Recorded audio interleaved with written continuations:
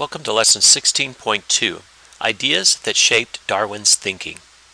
In this lesson, we'll identify the conclusions drawn by James Hutton and Charles Lyell about Earth's history. We'll describe Jean-Baptiste Lamarck's hypothesis of evolution. We'll describe Thomas Malthus' view of population growth. And we'll explain the role of inherited variation in artificial selection. Charles Darwin was profoundly influenced by the work of other scientists. The Beagle's voyage came during one of the most exciting periods in the history of science. Geologists studying the new observations and inferences about forces that shape our planet.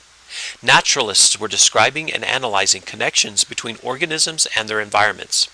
These and the other new ways of thinking about the natural world helped shape and guide Darwin's thoughts as he proposed hypotheses and gathered data to test them. Many Europeans in Darwin's day believed Earth was only a few thousand years old and that it hadn't changed much. By Darwin's time, however, a new generation of geologists were thinking in very different ways about Earth's history. Geologists James Hutton and Charles Lyell proposed important hypotheses based on the work of other researchers and on data they uncovered themselves. Hutton and Lyell concluded that Earth is extremely old and that the processes that changed Earth in the past are the same processes that operate in the present. In 1785, Hutton presented his hypotheses about how geological processes have shaped the Earth. Lyell, who built on the work of Hutton and others, published the first volume of his work, The Principles of Geology, in 1830. Hutton recognized the connections between a number of geological processes and geological features, like mountains, valleys, and layers of rock that seem to be bent or folded.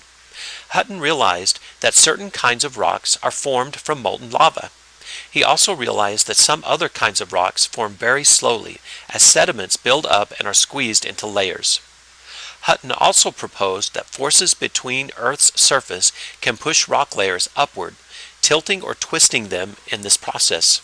Over long periods, those forces can build mountain ranges. Mountains, in turn, can be worn down by rain, wind, heat, and cold. Most of these processes operate very slowly. For these processes to have produced Earth as we know it, Hutton concluded that our planet must be much older than a few thousand years. These data and inferences moved him to introduce a concept called deep time, the idea that our planet's history stretches back over a period of time so long that it is difficult for the human mind to imagine. Charles Lyell's great contribution was to argue that laws of nature are constant over time and that scientists must explain past events in terms of processes they can observe in the present. This way of thinking, called uniformitarianism, holds that the geological processes we see in action today must be the same ones that shaped Earth millions of years ago. Ancient volcanoes released lava and gases just as volcanoes do now. Ancient rivers slowly dug channels and carved canyons just as they do today. Lyell's theories, like those of James Hutton before him, required enough time in Earth's history for these changes to take place. Like Hutton, Lyell argued that Earth was much older than a few thousand years. Otherwise, how would a river have enough time to carve out a valley? Darwin had begun to read Lyell's books during the voyage of the Beagle, which was lucky. Lyell's work helped Darwin appreciate the significance of an earthquake he witnessed in South America. The quake was so strong that it threw Darwin onto the ground. It also lifted a stretch of rocky shoreline more than 3 meters out of the sea, with mussels and other sea animals clinging to it. Sometime later, Darwin observed fossils of marine animals in the mountains thousands of feet above sea level. Those experiences amazed Darwin and his companions, but only Darwin turned them into a startling scientific insight. He realized that he had seen evidence that Lyell was correct. Geological events like the earthquake, repeated many times over many years, could build South America's Andes Mountains, a few feet at a time. Rocks that had once been beneath the sea could be pushed up into the mountains. Darwin asked himself, if Earth can change over time, could life change too? Charles Darwin wasn't the first person to suggest that species could evolve. The fossil record already provided strong evidence that life had changed over time. Ideas differed, however, as to how change happened. The French naturalist Jean-Baptiste Lamarck proposed two of the first hypotheses. Lamarck suggested that individual organisms could change during their lifetimes by selectively using or not using various parts of their bodies. He also suggested that individuals could pass these acquired traits on to their offspring, enabling species to change over time.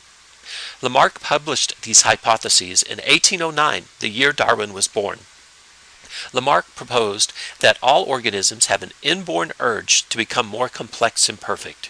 As a result, organisms change and acquire features that help them live more successfully in their environments. He thought that organisms could change the size or shape of their organs by using their bodies in new ways. According to Lamarck, a water bird could have acquired long legs because it began to wade in deeper water looking for food. As the bird stretched its legs to stay above the water surface, its legs would grow a little longer. Structures of individual organisms could also shrink if they were not used. If a bird stopped using its wings to fly, its wings would become smaller. Lamarck called traits altered by an individual organism during its life acquired characteristics. Lamarck also suggested that if a bird acquired a trait, like longer legs, during its lifetime, it could pass that trait on to its offspring, a principle referred to as inheritance of acquired characteristics. Today we know that Lamarck's hypotheses are completely unsupported. Organisms do not have an inborn drive to become perfect. Evolution does not mean that a species becomes better over time. Also, evolution does not progress in a predetermined direction. We also know that traits acquired by individuals during their lifetime, such as a loss of a limb, cannot be passed to offspring. Still, Lamarck was one of the first naturalists to argue strongly that species are not fixed. He was among the first to propose a scientific description of natural processes he thought could enable species to change over time. Lamarck also recognized that organisms' adaptations are related to their environment and the way they make a living. So, although all Lamarck's hypotheses explaining evolutionary change were wrong, his ideas paved the way for later biologists, including Darwin. In 1798, English economist Thomas Malthus noticed that humans were being born faster than people were dying, causing overcrowding. Malthus reasoned that if the human population grew unchecked, there wouldn't be enough living space and food for everyone. The forces that work against population growth, Malthus suggested, included war, famine, and disease. Darwin was thunderstruck when he read Malthus' work.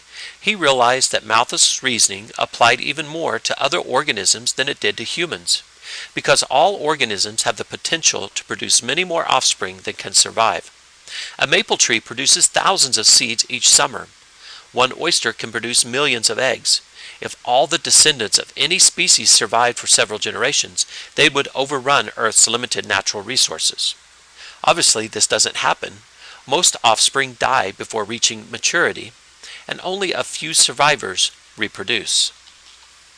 Darwin combined ideas about population growth with observations that individual organisms in nature differed from one another. Plant and animal breeders confirmed his observations. Some plants bear larger or smaller fruit than average for their species. Some cows give more or less milk than others in their herd. Farmers also told Darwin that some of these differences were inherited variation. Farmers used this variation to their advantage. They would select for breeding only trees that produced the largest fruits or cows that produced the most milk. Over time, this selective breeding, which Darwin called artificial selection, would produce trees with even bigger fruits and cows that gave even more milk. In artificial selection, nature provides the inherited variations, and humans select those variants they find useful. Darwin tested artificial selection himself by raising and breeding plants and pigeon varieties. Darwin had no idea how heredity worked or what caused inherited variation, but he did know that inherited variation occurs in wild species as well as in domesticated plants and animals. Before Darwin, scientists thought variation among individuals were simply unimportant minor defects. Darwin made a breakthrough by recognizing that inherited variation was extremely important because it could provide raw material for a natural mechanism that could drive evolution. Finally, Darwin had all the information he needed. His scientific explanation for evolution was formed. When it was published, it would change the way people understood the living world.